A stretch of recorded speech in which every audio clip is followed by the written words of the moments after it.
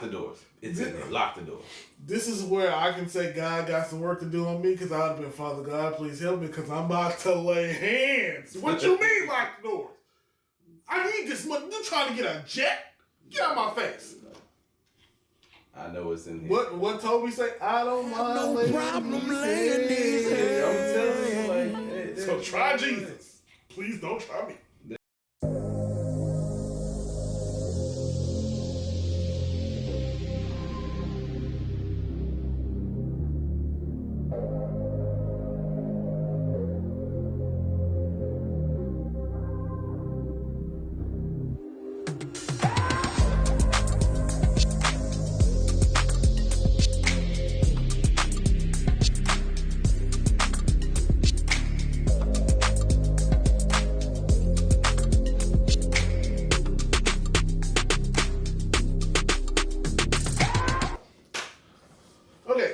We're back.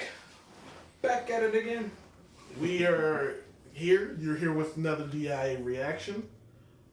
This is going to piggyback off of the last video. If you haven't seen it, go ahead and check it out. I'm sure the link will be in the description, or, stay till the end of this one, and it might show the preview for it. You were just talking about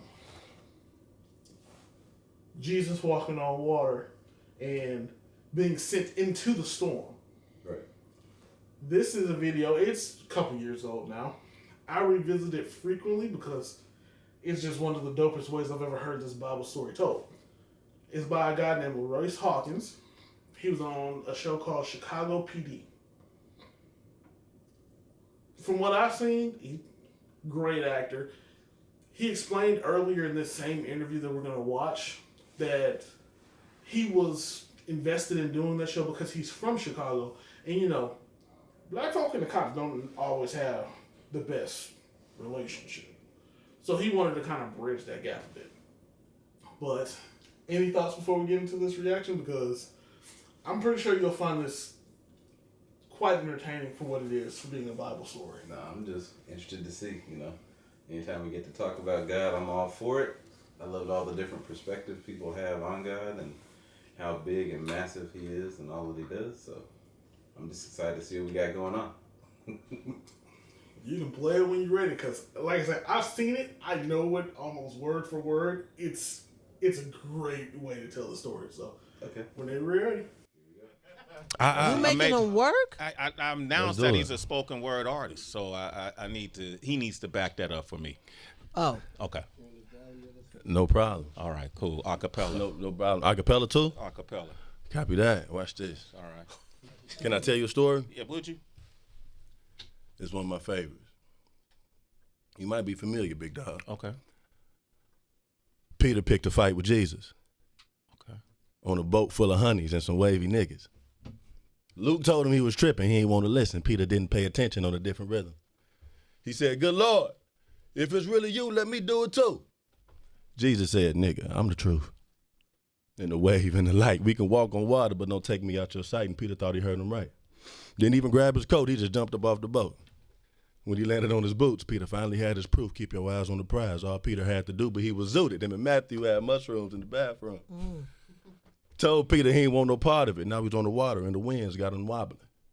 All the fears in his mind arrived at the perfect time, and the thunder from the storm threw Peter off his form. He was afraid, beginning to sink, drowning in nightmares and fear of his dreams, and he cried for the Lord to save his soul from the sea, and Jesus caught him right before he hit the bottom, threw Peter on the ship, asked him why he ever doubted him. Have a little faith in your friend. I told you I had you, dog, but you never locked in. I'm the one you depend on in the deep end, but to your defense, that was pretty lit. That was fire. Next time you on the wave, listen to the spirit and respect the water. Matthew 14. There you go, my man. LaRoyce Hawkins. Coldest way I've ever heard a Bible story That was cold. Like, Galactic with your what can you say? roll-ups. We gotta pause this thing. There we go. Oh, good. But like, Yeah, have that you was heard cold. a Bible story told better? No, like he needs to do a narrating series of, language being what it is. I know it's gonna make some people uncomfortable. God knows you say that. Moral to the story, exactly, true. I'm about to say moral to the story is what he had. That story that he told was exactly what it says in the Bible. And he hit every major point.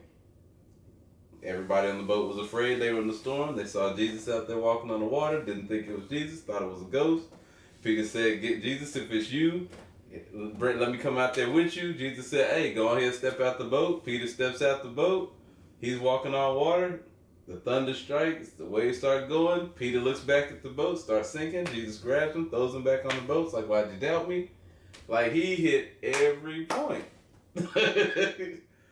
It's like, the fact is, you said you had faith. I told you to come out there because you had faith. As soon as you start looking at the storm instead of looking at me, that's when you start sinking. Let me say that again. As soon as you start looking at the storm or whatever you're going through, instead of God who's going to get you through it, you're going to sink. So no matter what your storm is, stay focused on him, and you're going to be on top of the water where Peter could have stayed.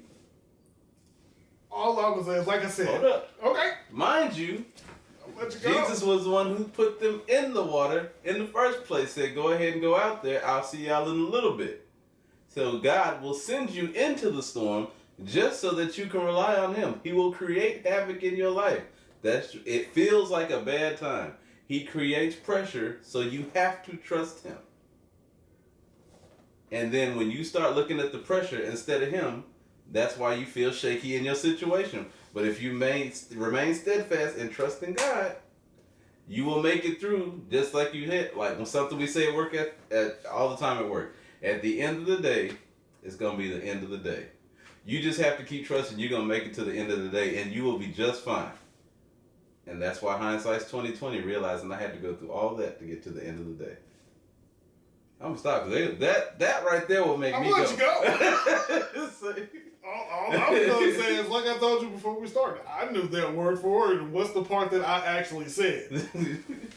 I was locked in. I was like... Look, they don't see it on camera. The only part where I ever chimed in was drowning in nightmares and fear of his dreams. That's the part. When I first heard it, I was like, hold on, what you just say? I rewinded that 20 times. That's a word for us overthinkers, and I say us overthinkers because I'm an overthinker. I'll overthink anything. I'll overthink a bowl of cereal if you let me. So, like, why you weirdos put the milk in the bowl? Yeah, I'll overthink a bowl of cereal. That is something I battle with consistently and constantly, which goes to, the devil will attack you in your mind. He will not attack you physically, because the body will do what the mind tells it. So he ain't got to touch you. The devil ain't never had to touch you. And the devil's not scary. That's what people miss. The devil ain't never scary. Because why would he want you to run from him? Think about that. Why would the devil want to scare you so you run? No, he wants to draw you in and then string you up. But first you got to get in your mind to draw you in. So understand that temptation is a thing for a reason. Which, to your point, like I was saying, the dude I was talking about with the other thing, different video, which I had never thought about. He never lied to Adam and Eve to get them to do it. He told them the truth. He only planted the seed for their curiosity. He told them the truth, and then they did what they did. Because they had the instructions from God on what not to do. And they did it anyway. But he told them the truth. But the irony of that whole Adam and Eve situation is the devil told them without telling them exactly what got him in trouble. That's true. That is true. He told them, this is what this fruit's going to do. It's going to give you all this knowledge. He had already seen God's glory, which is why he got put out of heaven. What got the devil in trouble is the fact that he felt like, because I have this knowledge, I can be as good as you. And so he planted that seed in Adam and Eve. Hey, if you eat this fruit, you can be as good as them. And here we are. Here we are. But he never touched them, never laid a hand on them. But he said the devil knew it. I was weak enough, I fell for it. They ain't no better than me. Watch this. To the point about the overthinking thing, this is why you should trust only half of what you see and a quarter of what you hear. Because the words that are used are going to be what ultimately forces you to convince yourself that this might not be as bad. Mm-hmm. So yeah, but no, that message right there. That was. I appreciated it because not only he embodied what I already believed, which is what we actually started this off with, which was the not wanting to use certain. God know you curse. He does know your heart. God know you bumping trap music as soon as you drive out the parking lot. Like, what you talking about? Oh, I'm a good Christian. I don't curse. When you get mad enough at your kids, you tell them go sit their ass down. You mean that brunch after church with too many mimosas? Mm-hmm. But it was on a special. But yeah, man. As soon as he's like, oh, you talking about God and you talking how you normally would, sign me up. I'm for it. But if anybody, and just to that point with God and language, it's not saying that you just go and you dropping the B word and F bombs and everything else just to get your point across. But what it is saying is that God truly judges your intent. Mm-hmm. He judges why you do what you do instead of what you do. So don't miss that. In all the lessons of your personal walk with God, whether you go to church, whether you don't go to church, God judges your intent. He judges the why of what you're doing. Because there's lots of people who donate year after year after year to every donation they can, only for a tax credit. No other reason. I just don't want to pay taxes. I'm going to donate it over here. And then that way I know I'm going to be okay. And they're not going to hit me for this, this, and this. Not that they truly want to help who they donate to. And then you have, that's why when you read those certain scriptures in the Bible that talks about people giving their last, when it's truly their last, versus people saying, this is my sacrifice to you, but you got everything you need. A sacrifice means you're going without. That's what makes it a sacrifice. Now. It's not a sacrifice if you have just enough to take care of yourself. I'm going to go ahead and sacrifice this little piece. Now that's that's a gift. That's a love offering. Here's what I got. Sacrifice means you go without. To give to someone else. Or to give to God. Trusting that he's going to take care of you at the end of the day.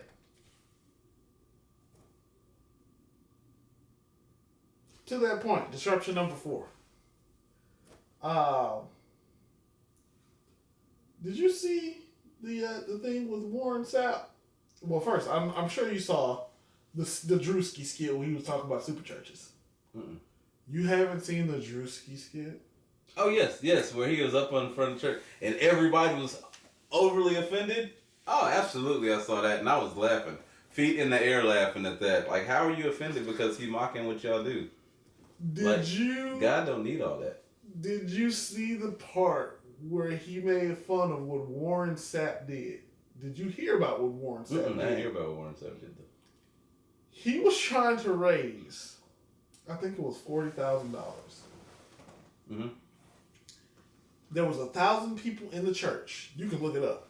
There was when he said lock the doors. Lock the doors. Lock the doors. There's That 1,000 would have of been you. the last time me and doors. Warren Sapp would have been in the same room together. Ushers, Absolutely close not. the doors. You are so Close wrong the for that. doors. Look, Close the doors. Lock the door. this is where I can say God got some work to do on me because I've been, Father God, please help me because I'm about to lay hands. What you mean lock the doors? I need this money. You trying to get a jet? Get out my face. I know it's in here. What Toby say? I don't mind. No problem laying these hands. So try Jesus. Please don't try me. There's no way that I would have just sat there. We not been, like, how are you gonna call yourself to be a man of God, and yet you demand $20 from 1,000 people when you supposed to in church and online? Like, that's when you feel in your position more than you feel in God. In the audacity to say, I know you finna go spend it at that Golden Crown restaurant when you leave here, so you got the $20 to spend. Why are you trying to watch my pockets? God didn't ask you to watch my pockets. God wanted me to give of my heart freely, not because you demanded it. Sorry. Hey, I'm with you on that. Whew. Say Warren, it's one of those things. You know, certain celebrities, people have it. Like, Warren, if that $40,000 is that important to you, write the check and don't say anything. Because that's how God tells us to do it anyway. Don't boast about what you do. Take care of the people who need to be taken care of, and don't tell anybody. God will take care of you. Yeah. But that's all I wanted to show you. Like, that is literally the dopest way I've ever heard that parable told. Like, I love that. Like I said, I watch that every time I feel like I'm getting too deep in my brain. It was just like, I ain't heard this in a minute. Let me go watch this again. Bye. Yeah, that's definitely gonna get saved to my playlist on YouTube. I would watch that entire interview because it was a great interview.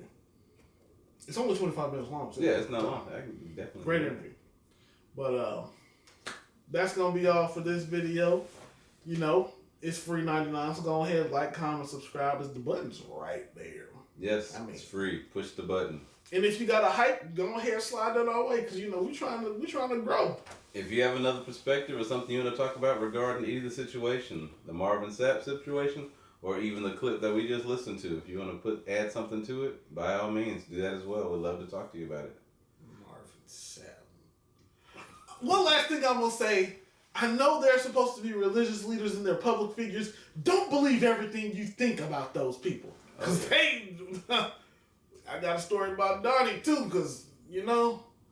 It's the dangerous thing about being called the sheep. As we are the congregation, we are the sheep. You got to be careful because sheep follow.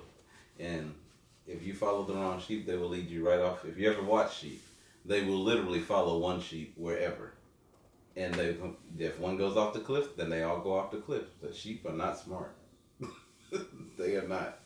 So be mindful if we are going to be sheep that you have to pay attention. You have to be aware. You have to stay in your word so that you know your spirit can discern what is God and what is not God, because the spirit will help you to discern that. Also, one thing that they will never let it be known publicly: to be a great leader, you need to be able to know how to follow. But that's why they want you to only follow, because it only takes one road to lead a nation. See y'all later. All right.